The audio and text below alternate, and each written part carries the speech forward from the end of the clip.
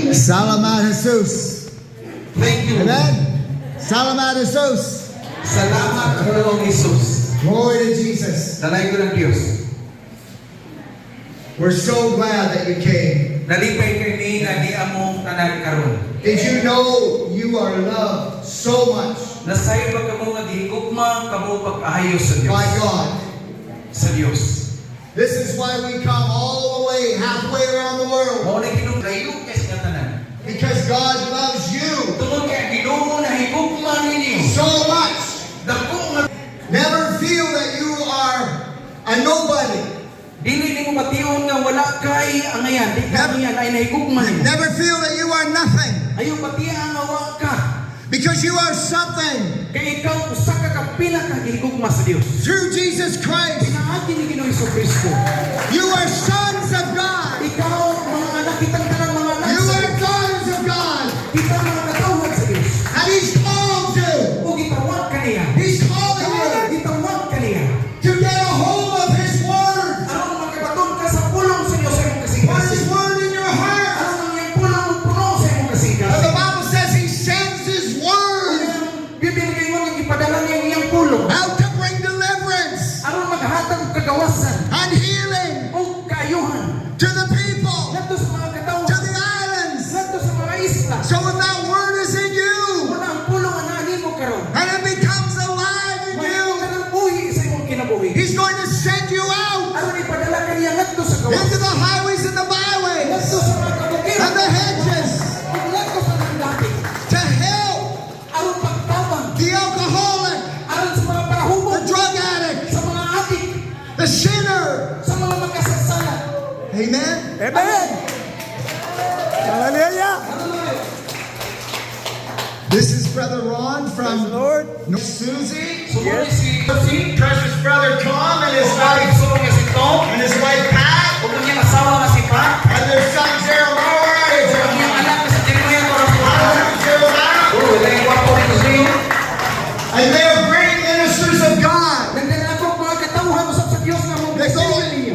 everywhere around the United States Bisag asa sa Amerika. and Canada Bisan pa sa Canada. and other islands O sa laing mga isla. and the Philippines O dinhi sa Pilipinas. because they love God Tungod kay higugma sila sa Dios. and God loves you. Ug ang Dios na higugma ka natong tanan. Many, many years Daghang mga katuigan. they've been preaching the gospel Nagsangyaw kami sa in Ebanghelyo. the jails, Dito sa mga prisuhan. to the poor, Nagto sa mga katos. even to the rich. Nagto sa mga datos. Hallelujah. They've done many good works Nagbuhat kami mga for maayo. Jesus Christ Pinagi sa ngalan ni for Jesus. many years. Sa taas ng mga katuigan. And some of you have too. Ang uban sa akin ninyo. And when you get to heaven, Sa diha ko abot kita sa langit. you're going to see Makita nato. many, many stars in their crown. Daghan kay mga korona nga nasa inyong ulo. Many, many souls in their crown. Daghan kay mga kalag nga Hallelujah. kalay ko lang Diyos. I don't want to go too long here. Di kay ko magtaas og wali. Brother Ron and I, we've known each other since we were 20 years old. Kay amigo kami ni Brother Ron sa nagkidad pa mig 20 anyos. And both Brother Ron and I couldn't preach many, many years So ago. sa una, mga bata ng pamilya, di mi kamo musangyaw, wali. And we just kept reading our Bible, Sagsige na mi basa sa Biblia. kept praying, Nag-ampo kanunay. kept fasting. Unya nagpuasa kami. Hallelujah. And I remember Brother Ron it had to be 13 years. Nailahan ako ang ikawahan mga sunod sa 30 katuig. He was as quiet as a church mouse. Ilumon kay ni siya, di magtingog-tingog.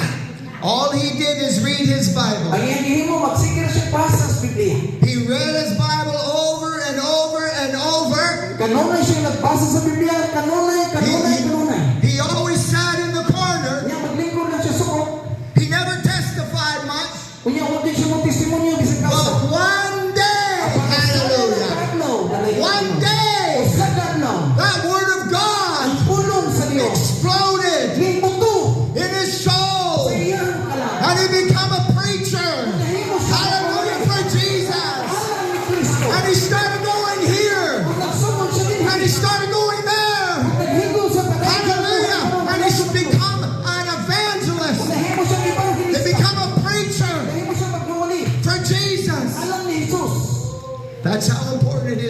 your word. Muna importante kayo nga mubasa kitang Biblia. In Mark chapter 4, Sa Marcos 4, it says the word of God ang pulong sa Dios, is like the kingdom of God. ang giharian sa Dios, And sama sa you plant it in here, itanong sa imong just kasing-kasing. like you planted in a garden, Sama sa imong itanong diya sa and it tanaman. begins to grow. Ug sugod kini pagtubo. You water it every day, Imo nang pispisan na and it adlaw-adlaw. grows. Unya mo tubo na siya. Hallelujah, just like a garden. Sama sa tanaman.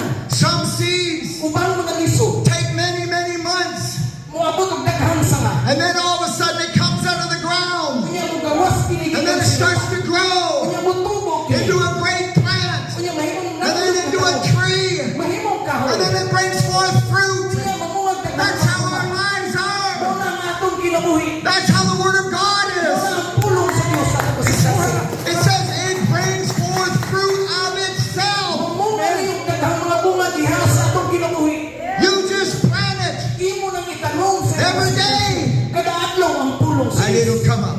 Unya mo gawas ka na siya. Because Tungod kay these brothers and sisters are going back kining mga igsoon na to mubalik ni sila sa to Amerika. the United States. Sa Amerika, Corey and I and Elijah are going back to Canada. ako kung ako masawa si Elijah! Si Elijah mubalik ni sa Canada. Pastor Sue will be here to help and strengthen you Kining tawhana mahabilin na yun eh. and root you every week. Unya pagtabang ninyo nga mapukaw ninyo. And remember, we have prayer here 1 hour every So night. kinahanglan doon natin mga pagkakabalik ka na gabi sa You don't have to pray 1 hour. Pili kinahanglan mo ang If you pray 10 minutes, Kung mag-aampo ka you Diyos, pray half an hour. bisag pagtunga sa oras, Just come and gather together sunod lang din rin under the house of the sa Lord. kanay sa Diyos. Hallelujah, because it is written, my house Kaya ang nakasulat ko shall be called of all ang nations. akong balay may himong pinampuanan sa tanang mga nasod. Hutsa, Unsa wa the house ang balay of prayer. sa mga tagaampo. Hallelujah. Hallelujah. Because Tungod God wants to raise up some of you. kay uban ninyo gamiton sa Ginoo. We need a pastor here. Nagkinahanglan tayong mga pastor. Hallelujah. If you will seek God, Kung inyong makita ang Diyos, not only with prayer kung diyan naman dili naman sa mga pangampo, and reading the Bible, o sa pagbasa sa pulong sa Diyos, but even fasting. bisan pa sa imong pagpuasa. Amen. Amen. Away alone with God. Pag kinahanglan mahinuol gid kita diha. No cell phone. Kinahanglan mo kita padala sa atong mga cellphone. Just the Bible and you and Jesus. Dala ang Biblia nimo. Amen. Uban sa pagkikisulti sa Dios. Amen. No distraction. Amen, brother. Hallelujah. I'm going to read something here really quick. Doon ako basahon nili dali ra Take your kaayo. time. Take your time. We're in no hurry today, are we? Amen. Wala man ta magdali ba? Libre lang panihapon niya. Di na ta maglunga. We have many preachers here today, Kahangkay tang magwawali karon, pertindaghana. and even some of you. Bisan ang uban ninyo. This is in Genesis chapter 28. Tanawa ang imong Biblia da sa Genesis kapitulo 28. I will paraphrase. Kunya ako laning bukon. Jacob was a young man, Si Jacob usa ka batanon nga lalaki. and he wanted a wife. Unya nangita siya asawa. And Abraham sent Jacob out. Niya gayon si Abraham, Jacob. And he went away, far away from his home. Unya si Jacob nagpalayo gikan sa iyang balay. And he was looking for a wife. Nangita siya og asawa. He didn't know where he was going, Wa siya kibaw asa siya paynon. but he believed that God was leading him. Kapag nag-ampo siya, nagtuo siya, ang Ginoo magadala niya, magagihan niya. Just like me many years ago, Sama na ko sa nalabay mga when katuigan. I come to Laos Leyte, Sa diha ingani ko sa Lawis. looking for a wife, Nangita ko asawa. and I found Corlita. Kung hikablagan, Hallelujah! Hallelujah. Shout hallelujah. And I met many of the people in Laos Unya nakakita ko daghang mga and tao the Philippines, dinhi sa Pilipinas. and I seen how poor Nakita na ko nga sila mga kabus. many of the people were, Ang mga kabus, mga tao pait kayo. but loving and kind Apan sila mga maayo and kayo. happy. Unya malipayong gihapon bisag way pugas. And I knew I wanted to marry that Corlita Nga magkabinyo ko sa from Laos village. Nagdi ka ning dapita. Hallelujah. And it took many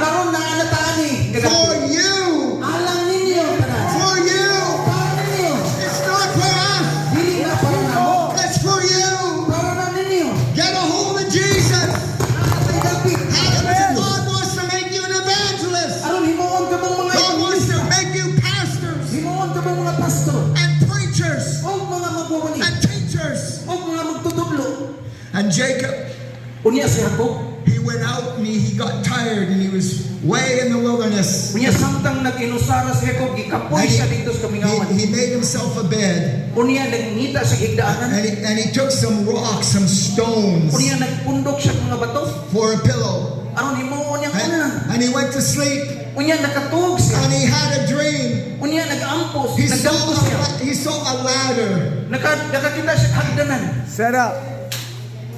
going from earth to heaven. Yes, he Gikan is. sa yuta ang paingon sa langit. And at the top of the ladder Unya dito tumoy sa mga hagdanan. was God Ang Diyos.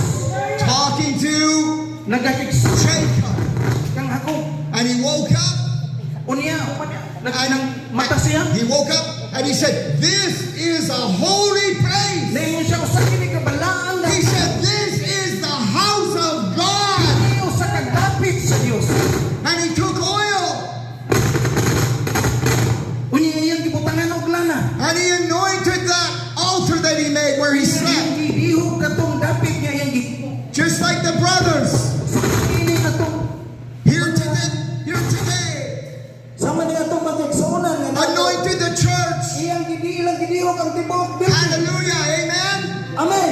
Because it was a place where you could access God. Muna kini nga dapit gihimo aron kita makigdugtong sa Dios. And he called it Bethel, Niya gitawag na niya og Bethel. which means the house of Nga God. nagkahulugan og balay sa Dios. A place where a ladder is set, Diin dapit diin ang hagdanan gibutang. a spiritual ladder Usa ka espirituhanong hagdanan.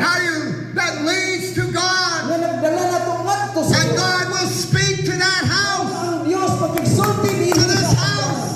ni ining balay. Amen. Amen. We had a ladder accidente here. Hello? We had a ladder accident here Doon na may na-aksidente sa kauban diri nga nahog sa hagdanan. a few weeks ago. Sa nalabay mga semana, Alvin si Alvin, had a bad accident. doon na siya, nahulog siya He sa hagdanan. fell off the ladder Pinahog siya sa mga hagdanan. and he broke his arm. Unya, nabali, kuha ng ihang bukog. But it doesn't look broken Apan walang maging tinudan na yung mabalik. because Alvin is strong. Dahil nagkuhan man ako maglawas si Alvin. And Alvin wanted to get back on that ladder. Unya, gusto siya na bukat-katapod na ito hagdanan. Well, we said, "No, Alvin. Di na mo nga, ay That natin. has to heal." Aron ikaw maayog yun. Well, we're climbing the ladder to heaven. Kaya kita ato sa hagdanan niya sa ay patong sa Every langit. day we're making another step higher. Aron ka mo sa kasa. Higher. Higher. And I want you to know if you fall off the ladder, Bisa kung saan na itong sagad dito mahal pa sa langit. get back up Amen. and keep climbing. O padayon sa pagkatkat. So we told Alvin, you hurt yourself on the job. Muna nga si Alvin ang tingnan nga maayo na yung Well, mo. we're still going to pay you Kaya bayaran na ka mo, bisa buwan na ka. because you were working for us. Kaya ikaw nagtrabaho para na mo. You were doing the Lord's work. Naghimo ka para sa pulhaton sa Dios. And you see, that's what God does for us. Muna yung gibuhat sa Dios para nato. When we fall off the ladder, Bisan kita mahatay sa God is hagdanan. still there. Ang Ginoo padayon. Helping us. Mamuhat din mo. Amen. Encouraging us. Amen. Nagsunod ang pagbubangon. Hallelujah. You got to go out and find people who've fallen off the ladder Makakita ka mga tao nga Let's bring them to church. hagdanan. and pray for them. O nag-ampo sa matapusan. And Alvin, he wants to get back on that ladder so Yes, bad. Alvin, ganahan po siya bukat-kat, bisag nahog na. We said, "No, Alvin." Di na namo, ay nabin. He still doesn't fear to climb back up on that ladder. Amen. That's how the kingdom of God is, brothers and sisters. Keep on going. Keep on pressing. Keep on climbing. No matter what. Bisag unsay mahitabo. Amen. Amen. Amen. So be it. Okay. Before I hand it over, I want to dedicate a song to you. Yes, Lord. Preach. So, introduction pa lang to ninyo. Pero kung naana ta sa Ginoo, dili na ta mapulan og daig sa Dios. Amen? If we're in the Lord Jesus Christ, we will never get tired of worshiping the Lord. Amen? Yes. So, usag-usa ka nato, magkita dito sa gingarian sa Ginoo. Unsa may atong buhaton? Mag-worship og praise kang Lord. Amen? Oh, lamiana paminaw noy. So, pasalamat ko sa Ginoo sa inyong pag-anhi dinhi karong gabi una. Hapuna di ay. So, ako ako lang i-share sa inyo ang story nganong nabuhat ning Jesus Ministry of Health Fellowship. Actually, in the beginning, it's been Jesus Ministry. Yes. Sa sinugdanan, mauni ang ministry ni Jesus Christ. He has the ministry of health. That's why He died for us on the cross of Calvary. Mauna nga nagpakamatay siya kanato diha sa cross. Amen? So karon, Jesus is in heaven and He's in us, in our heart, right? So, kinsa man nga ministry karon? Imo, inyo, ako, sa atong mga anak. This is our ministry now. Amen? So, isa-isa ka nato na atay calling. Each one of us, we have calling for the Lord. So, inumdumin ninyo ang pulong sa Ginoo. Kada isa nato na natay calling. Kay mao na niya itong ministry. Unsa gay na sa Bisaya? Jose 1 verse 8. Giingon din ha. This book of the law shall not depart out of your mouth, but you shall meditate therein day and night, that you may be observed to do according to all that is written therein. For then you shall make your way prosperous, and then you shall have good success. Ang suwat nila sa Bisaya nga ayaw daw ninyo kalimti kining libro sa balaod. Kinahanglan pirmi kini ninyo sa inyong baba o tun-an ninyo kini adlaw o gabi. So kita dayang mga Kristiyano ta mao kini ang atong balaod. Mao kini ang gihatag ni Kristo nga atong tun-an og tumano nato kini kay giingon din ha og magkinabuhi kita kung matuman nato kini magkinabuhi kita sumala sa balaod sa Dios aron hapsay ang atong pagpuyo og magmauswagon ang atong panginabuhi diha kang Kristo. Amen? Hallelujah! Praise the Lord! And in Psalms 119:105, ang imong mga pulong Ginoo maoy among lampara sa among mga tiil ug kahayag sa among agianan. So importante ayaw kalimti ang pulong sa Ginoo kay mao na atong kahayag sa atong agianan. Amen? So tagaan na tog masipang pakpak ang atong Ginoo. Amen?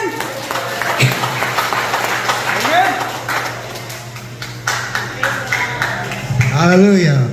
Amen.